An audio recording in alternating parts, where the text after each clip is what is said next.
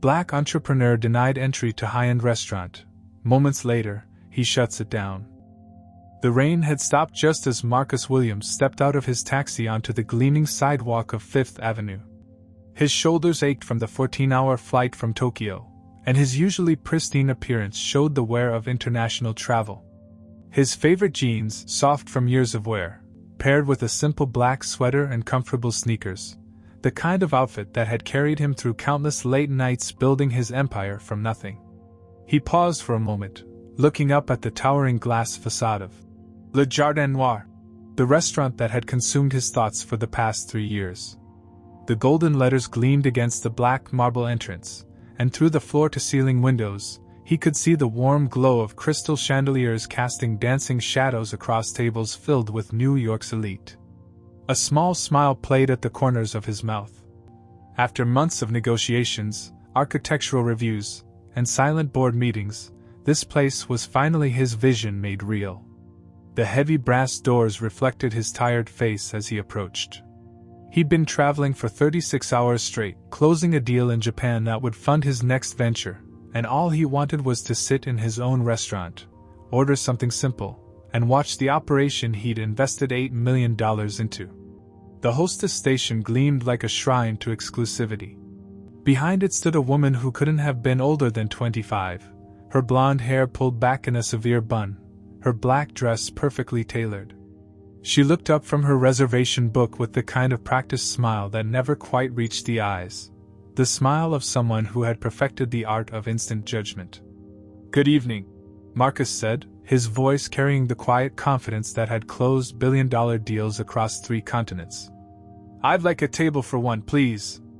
The woman's eyes performed a quick, clinical scan from his worn sneakers to his travel-rumpled sweater. The smile flickered and died like a candle in the wind. When she looked back up at his face, her expression had transformed into something Marcus had encountered too many times in his 42 years.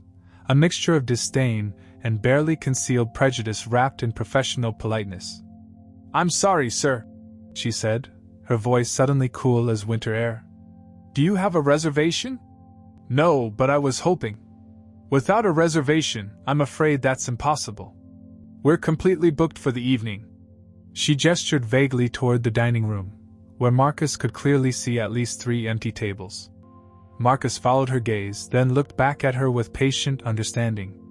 He'd been here before, in different restaurants, different cities, different decades. The script never changed much. "I understand you're busy, but surely one of those tables." "Sir?" Her voice sharpened like a blade. "Even if we had availability, which we don't, I'm afraid our establishment has a strict dress code. Jacket and tie required for gentlemen." She glanced again at his casual attire with obvious distaste. "This is Le Jardin Noir, not some neighborhood diner."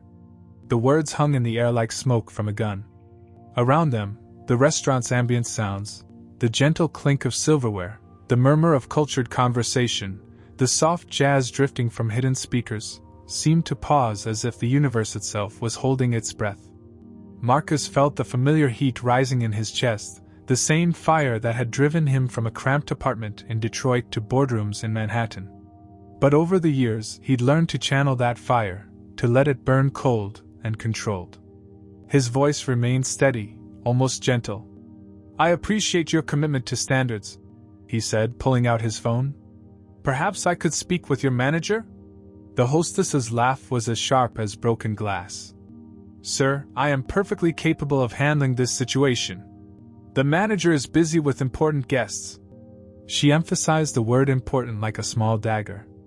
"Now, if you're looking for somewhere more accommodating, there's a nice sports bar about 6 blocks down. I'm sure they'd be happy to serve you there." Behind Marcus, he could hear the whispered conversations of other waiting guests, feel their eyes on his back like pinpricks. A couple in designer clothes exchanged knowing glances. An elderly man in a tuxedo shook his head with apparent disgust. The familiar weight of being the only black face in a sea of white privilege settled on his shoulders like an old, unwelcome coat. "I see," Marcus said quietly. He looked past the hostess into the restaurant he'd poured his heart and fortune into, watching the servers he'd approved glide between tables, serving food from the kitchen he'd designed, creating the atmosphere he'd envisioned during countless sleepless nights. And this policy, it's strictly enforced? Without exception, she replied, crossing her arms. We maintain the highest standards here. This isn't personal, you understand. It's simply business. Marcus nodded slowly, his expression unreadable. In the reflection of the brass door handle, he caught sight of himself, rumpled, tired, looking like exactly what he was, a man who'd been traveling for days and just wanted to sit down in peace. But that wasn't what the hostess saw. She saw only the surface, only the assumptions her prejudice allowed her to make. I understand completely, he said, his voice carrying an odd note of finality that made the hostess blink uncertainly. Thank you for clarifying your position so thoroughly. As he turned to leave, Marcus caught the eye of the security guard stationed near the entrance, a tall man with the kind of military bearing that spoke of serious training. Their eyes met for a moment, and Marcus saw something flicker there. Recognition? Doubt? It was gone too quickly to tell. The brass doors swung shut behind him with a soft whisper, sealing him out of his own empire. The rain had started again, gentle drops that caught the light from the restaurant windows and scattered it like broken promises across the dark pavement. Marcus stood there for a moment, rain beginning to darken his sweater, watching through the glass as the hostess returned to her reservation book with visible relief. She said something to the security guard that made him frown and look toward the doors. Then Marcus smiled, not the practiced smile of a businessman, but something deeper, more dangerous. The kind of smile that had preceded every major victory in his career. He pulled out his phone, scrolled through his contacts, and found the number he was looking for. Jonathan? He said when the call connected. It's Marcus. I need you to prepare some paperwork. Tonight. Yes, I know what time it is. He paused, watching the warm light spill from the restaurant windows onto the rain-slicked street. It's time to remind some people who actually owns Le Jardin Noir. As he walked away into the Manhattan night, Marcus Williams looked like any other disappointed customer turned away from an exclusive restaurant. But inside the building behind him, the empire he'd built in secret was about to learn a lesson that would change everything. The game was about to begin, and Marcus had just been handed the perfect opening move. Marcus walked 3 blocks before ducking into the warm sanctuary of an all-night coffee shop. The fluorescent lights buzzed overhead as he slid into a corner booth, his phone already ringing. Jonathan Reeves speaking. The voice was crisp despite the late hour. Jonathan, it's Marcus. I need you to listen carefully because we're about to make some people very uncomfortable. There was a pause. Jonathan Reeves had been Marcus's attorney for 15 years, ever since Marcus had scraped together enough money to hire proper legal counsel. He'd seen his client transform from a struggling entrepreneur with big dreams to one of the most influential silent investors in New York's hospitality scene. What happened? Jonathan's voice carried the weight of someone who knew Marcus well enough to recognize danger in his tone. They refused me entry to Le Jardin Noir. Marcus's words were measured, controlled. Dress code violation, they said. No reservation available, they claimed. Jesus, Marcus. Your own restaurant? My own restaurant. Marcus stirred his coffee absently, watching the steam rise like ghosts in the harsh light. The hostess looked at me like I was something that crawled out of a gutter. Made sure everyone in that lobby knew I didn't belong. The silence on the other end stretched for several seconds. Then Jonathan's voice returned, harder now, all business. What do you want me to do? Marcus closed his eyes, and suddenly he was 17 again, standing outside his first job interview at a downtown Detroit office building. The receptionist had taken one look at him and suggested he try the service entrance. He'd worn his only suit, bought second-hand and altered by his mother's careful hands, and carried copies of his high school transcripts that showed straight A's in mathematics and economics. I want to tell you a story first, Marcus said quietly, about why I chose to be a silent partner in the first place. Marcus, we've been through this. Humor me. Marcus's voice carried an edge that made Jonathan fall silent. 25 years ago, I had an idea for a restaurant. Nothing fancy, just good food, reasonable prices, a place where working people could bring their families. I had a business plan, collateral, everything. He paused, watching a homeless man shuffle past the coffee shop window, collar turned up against the rain. I pitched it to 17 different investors. 17, Jonathan. You know what they all said? They said the demographic wasn't right. They said I didn't understand the target market. They used every polite word they could think of to avoid saying what they were really thinking. Jonathan had heard pieces of this story before, but never with this quiet intensity in Marcus's voice. The 18th investor was different. Old white man named Harold Steinberg. Holocaust survivor. He listened to my pitch, looked at my numbers, and said something I'll never forget. Young man, I know what it's like when people judge you before you open your mouth. You have a good plan. Let's make some money together. Marcus's coffee had gone cold, but he didn't notice. In his mind, he was back in Harold's cluttered office, shaking hands on the deal that would change his life.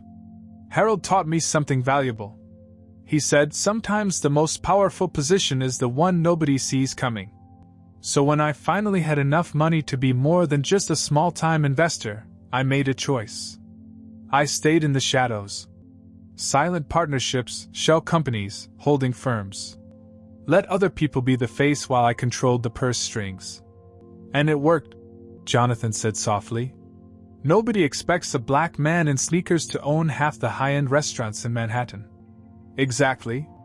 Marcus's voice grew cold. Which brings us to tonight. I want you to pull the operating agreement for Le Jardin Noir. Review the clauses about management oversight and owner intervention. I want to know exactly what power I have to make immediate changes.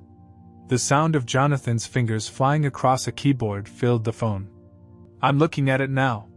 Marcus, you have complete authority. As majority owner, you can suspend, terminate, or reassign any employee. You can alter operational policies. You can even close the restaurant temporarily for restructuring without board approval. Perfect. Marcus stood up, dropping a $10 bill on the table. I want you to prepare a notice of immediate management review. Have it delivered to the restaurant within the hour. Tonight? Marcus, it's almost midnight. Tonight. Marcus pushed through the coffee shop door back into the rain. And Jonathan?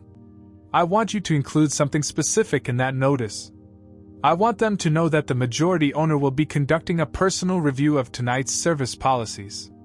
Make sure they understand that their jobs depend on their ability to explain why a paying customer was refused service. You're going back there? Marcus smiled, and even through the phone, Jonathan could hear the dangerous satisfaction in his voice. Oh yes.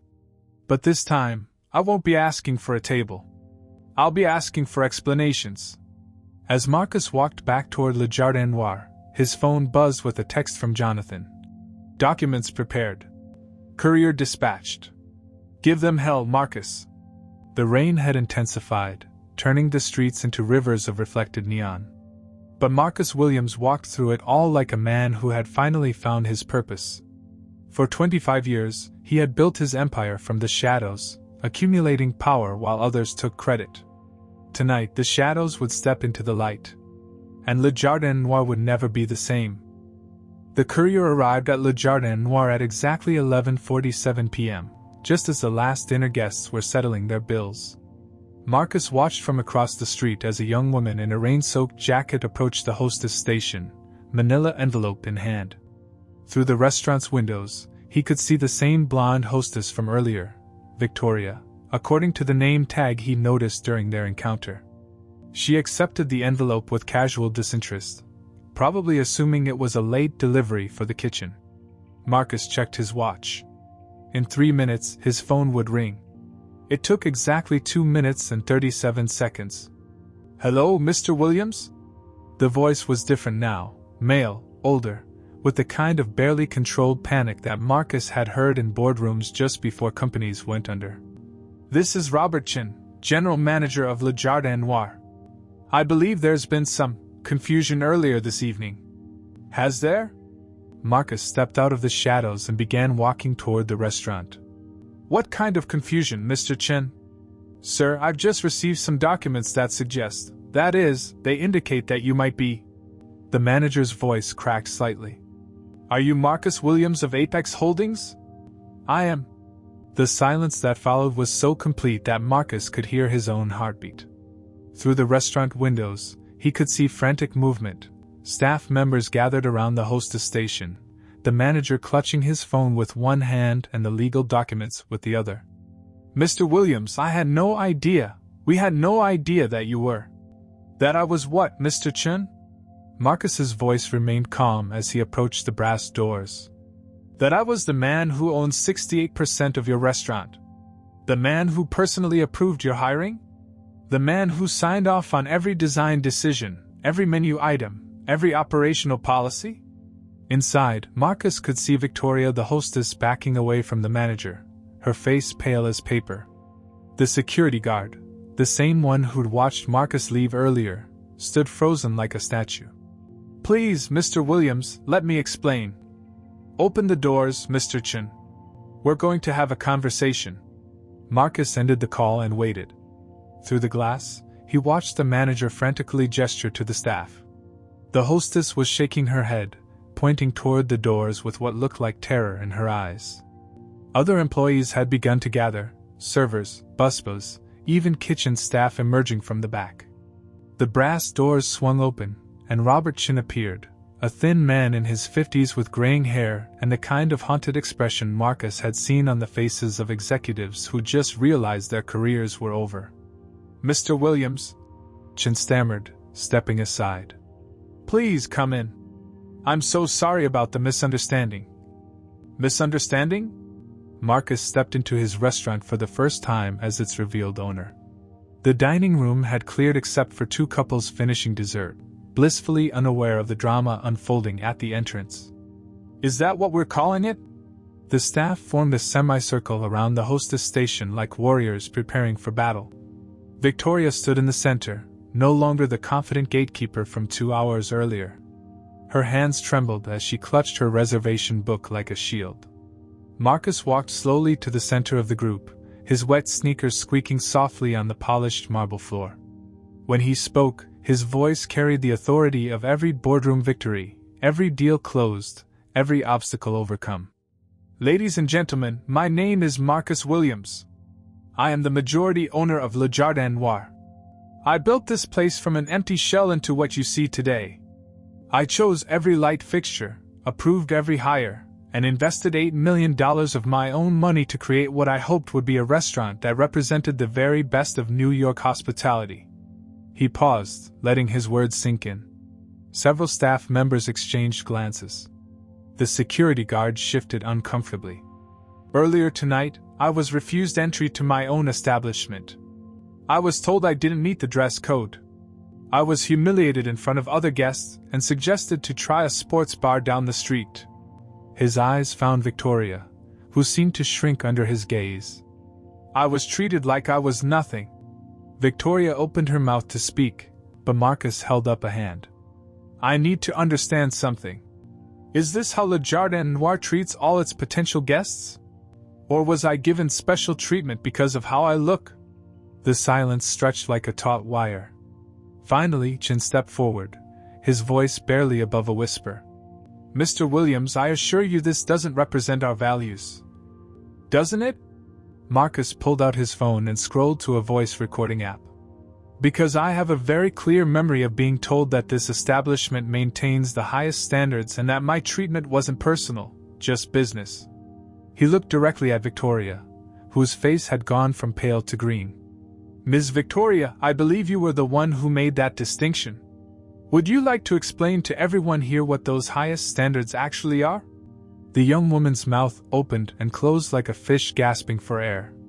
Around her, the staff waited for an answer that would never come. Marcus smiled, but there was no warmth in it. Effective immediately, Ms. Victoria and Mr. Thompson. He nodded toward the security guard. You are suspended pending a full review of tonight's events. Mr. Chen, we'll discuss your role in creating a culture where this kind of discrimination is possible. The restaurant that had hummed with expensive conversation just hours earlier now rang with the silence of careers ending and lives changing. Marcus Williams had finally stepped out of the shadows, and the light was blinding. The next morning arrived gray and drizzling, but Marcus Williams stood outside Le Jardin Noir looking like a man who had found his purpose. At exactly 10 a.m., he positioned himself on the sidewalk where he'd been humiliated 12 hours earlier, flanked by Jonathan Reeves and a small group of reporters he'd personally invited. Marcus had learned long ago that in New York, timing was everything. The morning news cycle was hungry, social media was waking up, and the story of a black entrepreneur denied entry to his own restaurant was exactly the kind of narrative that would cut through the noise of everyday headlines. "Ladies and gentlemen," Marcus began, his voice carrying clearly despite the city traffic. "My name is Marcus Williams, and I'm the majority owner of the restaurant behind me, Le Jardin Noir." Channel 7's morning reporter, Sarah Chen, raised her microphone. Marcus had chosen her specifically. Her investigative pieces on discrimination in New York's hospitality industry had won 2 Emmy Awards. "Yesterday evening I returned from a business trip to Japan, tired, casually dressed, and looking forward to a quiet meal at my own establishment. Instead, I was denied entry by staff who judged me not by my character or my business, but by the color of my skin and their assumptions about what a restaurant owner should look like." His phone buzzed with a text from his publicist. "Channel 4 and Fox picking up live stream. This is going viral already." Marcus ignored the phone and continued. "I want to be absolutely clear about what happened. I was not denied service because of a dress code. I was denied service because a young woman looked at a black man in casual clothes and decided I didn't belong in a place I had created." Behind the reporters, a crowd was gathering. Office workers on their way to nearby buildings, tourists with phones already recording, even some of the restaurant's own employees watching from across the street. Marcus could see Victoria among them, her face hidden behind oversized sunglasses. "This isn't just about one restaurant or one incident," Marcus said, his voice growing stronger. "This is about a pattern of exclusion that exists in high-end establishments across this city. It's about the assumptions people make when they see someone who doesn't fit their narrow definition of success." Sarah Chen stepped forward. "Mr. Williams, what was your first thought when you were turned away?" Marcus paused, remembering the rain on his face, the weight of familiar humiliation. "Honestly? For a moment, I felt like that 17-year-old kid from Detroit again, being told I didn't belong. But then I remembered something my mentor taught me. Sometimes the most powerful response to discrimination isn't anger, it's accountability." "What kind of accountability?" another reporter called out. "The kind that creates lasting change." Marcus gestured toward the restaurant. "Le Jardin Noir will be closed for the next week while we completely overhaul our policies, retrain our staff, and examine every aspect of how we serve our community. When we reopen, it will be as a restaurant that truly welcomes everyone." His phone was buzzing constantly now. Text after text from friends, business partners, even competitors expressing support. But the message that made him smile came from an unexpected source, Harold Steinberg, his first investor, now 87 years old. "Proud of you, son. It's time the world saw what I've always known." A young man with a podcast microphone pushed forward. "Mr. Williams, some people might say you're being too harsh. The hostess was just doing her job." Marcus's expression hardened. "Her job was to welcome guests, not to profile them. Her job was to represent the values of hospitality, not to enforce her personal prejudices." He paused, letting the words settle. "When someone in a position of power uses that power to exclude and humiliate others, there have to be consequences." Within minutes of the press conference ending, #Le Jardin Noir was trending on Twitter. Videos of Marcus's calm, dignified response were being shared thousands of times. Food bloggers, civil rights activists, and business leaders all weighed in with support. But it was a simple tweet from @DetroitKid2NYC that really captured the moment. "Just watched a man turn his worst moment into a lesson for all of us. This is how you fight discrimination, with dignity, facts, and the power to create change. #respect." By noon, the story had been picked up by national news outlets. Marcus's phone rang constantly, interview requests, speaking opportunities, even a call from the mayor's office expressing support for his efforts to promote inclusivity in the city's restaurant industry. Standing in his office that afternoon, looking down at the closed restaurant below, Marcus felt something he hadn't experienced in years. Not satisfaction from a successful business deal or pride in a smart investment, but the deeper fulfillment that came from using his success to create meaningful change. Victoria had sent a handwritten letter that morning, not an excuse, but an acknowledgement of her actions and a request to understand how she could do better. It was a start. The real work was just beginning. But for the first time since building his empire from the shadows, Marcus Williams was ready to step fully into the light. The city was watching, the world was listening, and change was coming to Le Jardin Noir. 1 week later, Marcus stood in the empty dining room of Le Jardin Noir, surrounded by stacks of resumes and the quiet hum of possibility.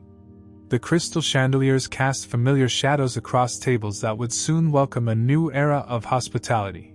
But everything else was about to change. "Tell me about your experience with diverse customer service," Marcus said to the woman sitting across from him. Elena Rodriguez had managed restaurants in 3 different countries, spoke 4 languages fluently, and had references that read like a master class in inclusive hospitality. "In Buenos Aires, I learned that every guest brings their own story," Elena replied, her voice carrying the confidence of someone who had navigated countless challenging situations. "A man in work clothes might be celebrating his first promotion. A woman in designer clothes might be having the worst day of her life. Our job isn't to judge, it's to serve." Marcus smiled. This was exactly what he'd been looking for during 3 days of interviews.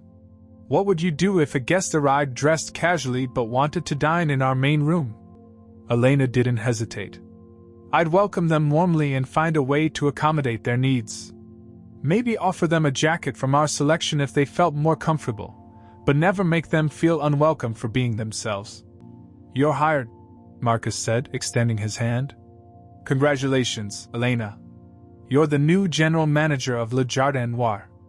Over the past week, Marcus had interviewed 63 candidates for 12 key positions.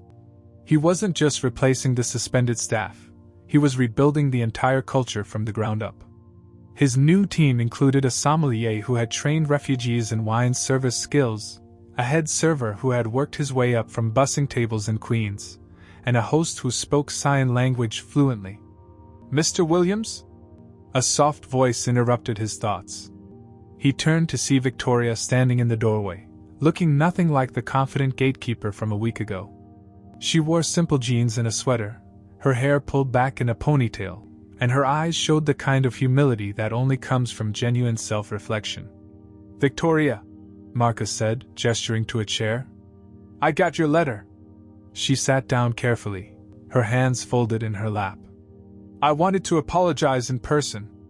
And I wanted to ask if there might be a way for me to learn from this." Marcus studied her face, looking for any trace of the arrogance he'd encountered that first night.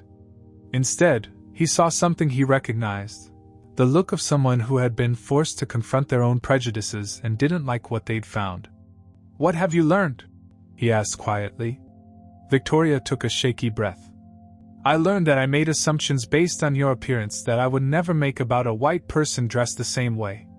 I learned that my idea of professionalism was really just discrimination dressed up in fancy words." She paused, her voice cracking slightly. "I learned that I was part of a system that made you feel unwelcome in your own restaurant." The honesty in her voice surprised Marcus. He'd expected excuses, deflection, maybe even anger. This felt different. "I've spent the week volunteering at a community center in Brooklyn," Victoria continued. "Serving meals to families, listening to their stories. I met a man who works 3 jobs and saves up for months to take his daughter somewhere special for her birthday. I realized that I might have turned him away too, and I..." She stopped, wiping her eyes. Marcus leaned forward. "What do you want, Victoria?" "I want to be better. I want to learn how to see people the way you do, for who they are, not what I think they should be." If there's any way I could work here again, in any capacity, I promise you I would never make the same mistake twice. The old Marcus might have dismissed her immediately. But sitting in this restaurant he'd built from nothing, surrounded by the diverse team he was assembling, he realized that true change sometimes meant giving people the chance to grow. Elena, he called to his new general manager, who was reviewing seating charts nearby. I'd like you to meet Victoria. She's interested in joining our team, starting at the bottom and working her way up. She understands that she'll need to prove herself every single day. Elena looked between Marcus and Victoria, understanding passing between them. We have an opening for a hostess trainee. Minimum wage, maximum learning opportunity. You'd be working directly under me, and I expect perfection in how we treat every single guest. Victoria's face lit up with something Marcus had never seen from her before, genuine gratitude. Yes, absolutely. Thank you. Both of you. As Victoria left to fill out paperwork, Marcus walked to the windows overlooking Fifth Avenue. In 3 days, Le Jardin Noir would reopen with new policies, new staff, and a new commitment to inclusive excellence. The dress code had been rewritten to focus on cleanliness and comfort rather than expensive clothes. Training programs emphasized cultural sensitivity and unconscious bias recognition. But more than the policies, Marcus had built something rarer, a team that understood that true hospitality meant seeing the dignity in every person who walked through their doors. Change was no longer coming to Le Jardin Noir. Change had arrived, and it was beautiful. 3 months later, on a crisp autumn evening, Marcus Williams stood at the entrance of Le Jardin Noir watching something he had never quite dared to imagine. The brass doors that had once been barriers now opened like welcoming arms to a stream of guests that looked like New York itself. Every color, every background, every walk of life. Good evening, and welcome to Le Jardin Noir, Victoria said warmly to an elderly black couple approaching the hostess station. The man wore a simple but clean suit that had seen many special occasions. The woman carried a purse that spoke of careful saving and hopeful planning. Are you celebrating something special tonight? Our 50th wedding anniversary, the woman replied, her eyes bright with excitement and a touch of nervousness at being in such an elegant place. Victoria's face lit up with genuine joy. 50 years! How wonderful! We have the perfect table for you, by the window with a view of the city lights. And please, allow us to send over a bottle of champagne with our compliments. Marcus watched from across the room as Victoria personally escorted the couple to their table, her transformation complete in ways that still amazed him. 3 months of working under Elena's guidance had turned the arrogant gatekeeper into someone who found real pleasure in making others feel welcome. She's become quite remarkable, Elena said, appearing beside Marcus with 2 glasses of the restaurant's signature cocktail. Last week she spent her own money to order a gluten-free cake for a child's birthday when our kitchen was out of dessert options. People can change, Marcus replied, accepting the drink. Sometimes they just need someone to believe they can. The dining room buzzed with the kind of energy Marcus had always envisioned. At one table, a group of young professionals celebrated a promotion.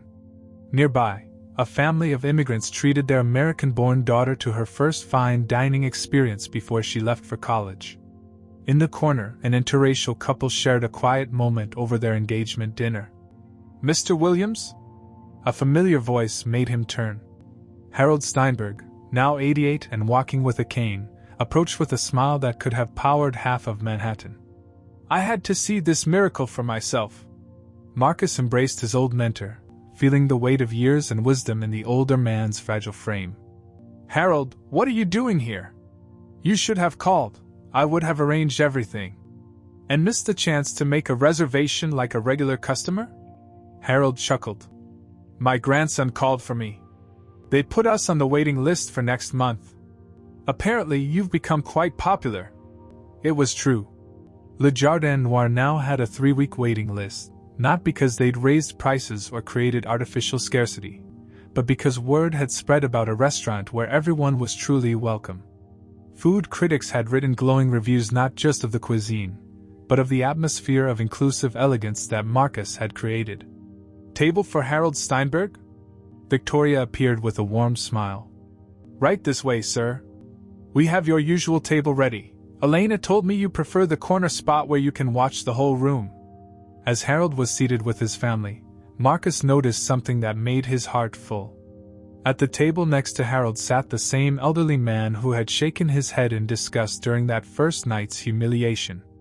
Tonight, he was laughing with his dinner companion, seemingly oblivious to the diverse crowd around him, and somehow better for it.